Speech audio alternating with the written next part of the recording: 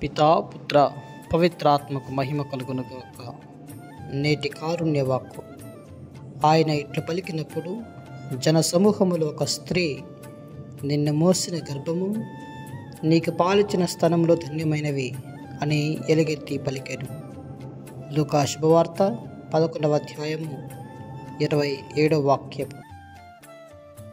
ప్రియ దేవుని బిడ్డలారా, నేటి సువార్తలో యేసు ప్రభువు దైవ శక్తితో దయ్యములను వెడలగొట్టిన తర్వాత ఆశ్చర్యానికి గురైనటువంటి ఒక స్త్రీ జన సమూహము నుండి లేచి, నిన్ను మోసిన గర్భము నీకు పాలిచ్చిన స్థానములు ధన్యమైనవి అని యేసుకు జన్మించినటువంటి తల్లి అయిన మరియను గూర్చి పొగడించింది.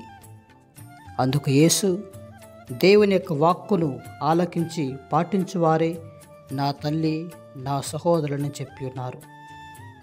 మరే తల్లి దైవ వాక్కును తన గర్భాన మోసింది.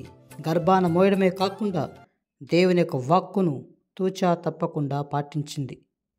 అందుకే నేటికి కూడా ఆమె ధన్యురాలుగా పిలువబడుతుంది.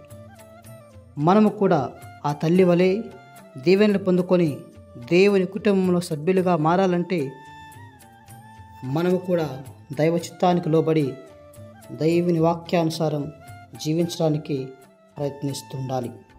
కాబట్టి అందుకు కావలసినటువంటి శక్తిని, జ్ఞానాన్ని, బలాన్ని, ఆత్మస్థైర్యాన్ని ఆ భగవంతుడు మనకు ప్రసాదించాలని ఈ పరిశుద్ధమైన సమయంలో ప్రార్థన చేద్దాం.